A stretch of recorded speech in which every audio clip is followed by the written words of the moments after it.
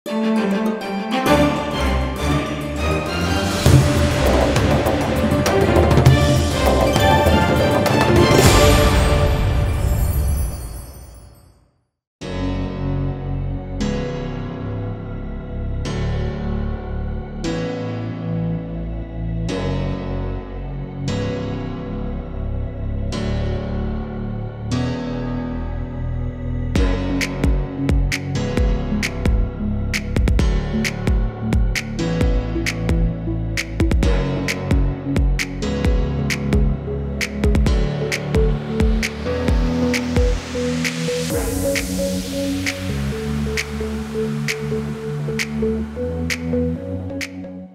आज की good news ये है कि एक बार फिर से सिनेमा फिर से चमक रहा है, नई-नई फ़िल्में आ रही हैं और साल 2022 ख़त्म हो रहा है, उसी के साथ कुछ ऐसी फ़िल्में आ रही हैं जिसका बहुत दिनों से लोगों से इंतज़ार था और ऐसी एक फ़िल्म है ऊँचाई, जिसको डायरेक्ट किया है मेरे फ़ेवरेट डायरेक्टर सूरज बड़जात्या ने, मेरे साथ हैं।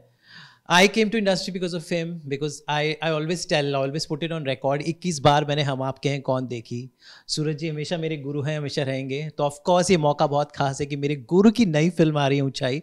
आई एम वेरी एक्साइटेड, लेकिन सूरज जी के लिए ये फ़िल्म कितनी अलग थी उनकी बाकी फ़िल्मों से, उनसे जानते हैं। तो सूरज जी, जैसे आई am very excited for your film, always मैं वेट करता हूँ 5-6 साल का आप ब्रेक लेते हैं। ऊँचाई कैसे हो और लंबा आपने ब्रेक लिया और काफ़ी अलग है, मतलब द सो कॉल्ड जो फ़िल्में बनती थी राष्ट्रीय जो परंपरा के अनुसार, उससे थोड़ी अलग हटके है।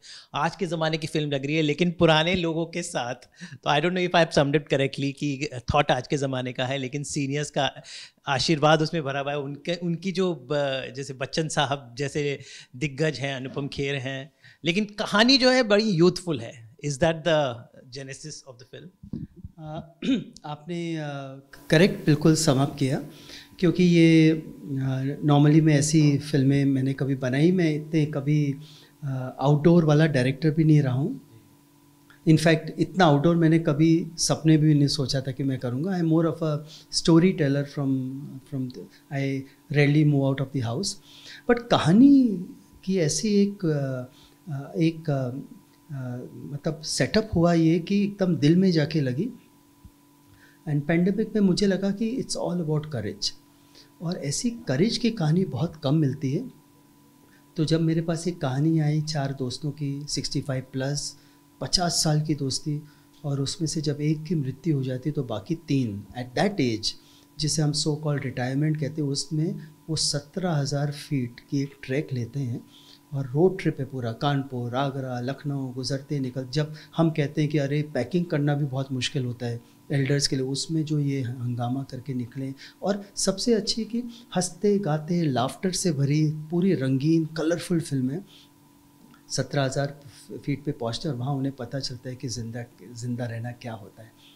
तो कहानी ऐसी मुझे पकड़ी कि छूटी नहीं। और जब मैंने डिसाइड किया कि मैं डायरेक्ट करूँगा, फिर जब ये कास्ट आई सामने, तो ये मेरी ड्रीम कास्ट थी जो सब सामने आई। और ऑनेस्टली किसी भी डायरेक्टर के लिए ये cast is like a dream, because मतलब ऑन टाइम सब एक्टर्स, सब डायलॉग सबको याद होती है। कई बार मैंने 9 to 6 की शिफ्ट लगाई है, 11:30 पर पैकअप, बिकॉज वन टेक में दीज एक्टर्स के। बट बिसाइड्स दैट, जैसे आपने कहा कि कहानी एल्डर्स की है, बट जो ऊंचाई जो ये एल्डर्स कर रहे हैं, आप देखा जाए तो हर यंगस्टर भी अपनी अपनी ऊंचाई करता है। किसी के लिए शादी करूँ ना करूँ ये ऊंचाई है, किसी के लिए जॉब शिफ्ट करूँ किसी के लिए घर शिफ्ट करूँ या नहीं करूँ ये भी ऊंचाई है। तो मुझे लगता है हम में से सब अपनी अपनी ऊंचाई की तरफ जा रहे हैं, and we have to face our fears. तो मुझे लगता है ये जो ऊंचाई है ये सिर्फ एक पहाड़ चढ़ने के नहीं है, हमें रोज़ एक ज़िंदगी के जो एक एक छोटी छोटी सीढ़ियाँ हमको सब चढ़ने पड़ते हैं, उसको कैसे फेस करने की ये ऊंचाई है। तो कलाकारों की बात करूं तो बच्चन साहब हो, अनुपम खेर हो या फिर सारिका हो, तीनों का एक राजश्री प्रोडक्शंस के साथ एक गहरा नाता है। मतलब बच्चन साहब की सौदागर मुझे याद आती है, अनुपम खेर ने तो शुरुआत ही सारांश से की, सारिका की ढेर सारी फिल्में। तो ये एक तरह से इन लोगों की लाइफ में एक राजश्री प्रोडक्शंस का बहुत बड़ा हाथ है। तो जब ये लोग का वापस इतने सालों बाद राजश्री प्रोडक्शन में आए, तो what was there thought about the production house which actually launch their careers? अगर आप देखा जाए तो बच्चन सर की ये 50th ईयर हो जाएगी सौदागर को, जब उन्होंने काम किया था।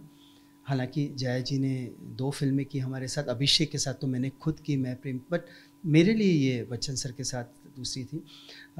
अनुपम सर की तो जैसे घर है ये, बिकॉज फर्स्ट फिल्म सारांश, and in fact he is the only actor जिनको बेस्ट फिल्म फेयर मिला है।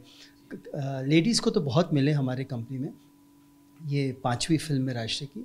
और सारिका जी को तो स्टार्ट ही गीत गाता चल से हुआ था, तो फॉर अस बहुत इमोशनल था कि उनको फिर इतने सालों बाद वापस to receive her in our office. जब वो आई तो याद था उनको, ये कमरा था, ये ऐसा था। So more than my happiness it use to be उनका लव मेरे प्रति, क्योंकि सबका कहना था कि राष्ट्रीय में आकर के बहुत अच्छा लगा वापस, they were looking forward to.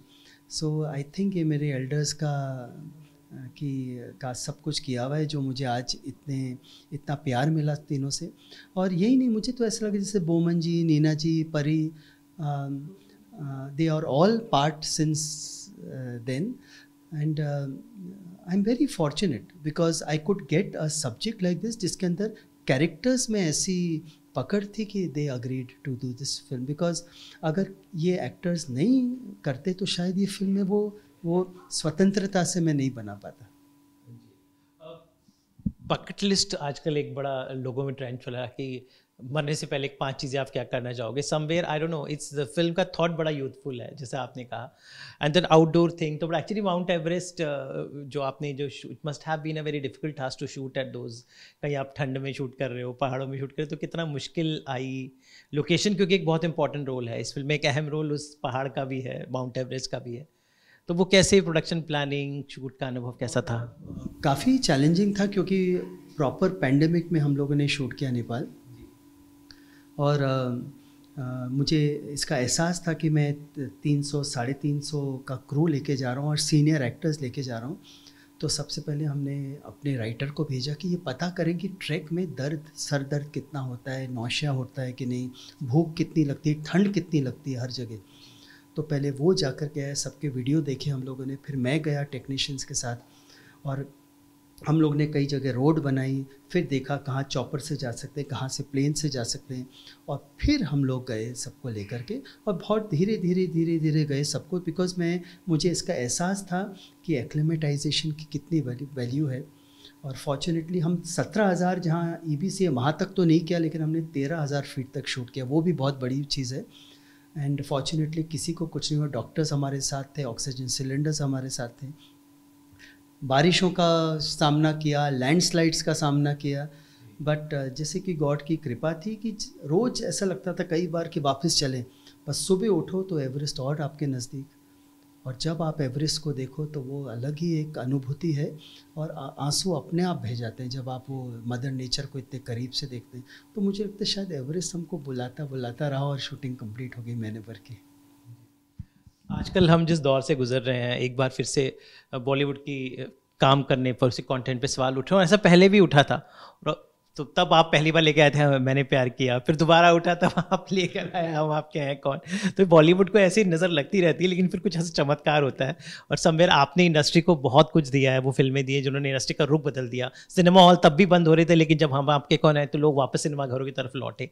तो आपको लगता है इस बार आपके पास भी फॉर्मूला है, वापस वो दिन लौट आएंगे सिनेमा के? नहीं सर, मैं ये मानता हूँ कि अच्छी और नई चीज़ की खोज पब्लिक करती रहती है, और अगर ऑडियंस को कुछ चीज़ अच्छा लगता है तो ऑडियंस वेट हमेशा करती कि कुछ नया दो ताकि हम जाए, क्योंकि थिएटर जाना, पिक्चर देखना, खाना खाना बाहर, ये कभी ख़त्म नहीं हो सकता, क्योंकि ये एक आउटिंग है, वी आर सोशल एनिमल्स।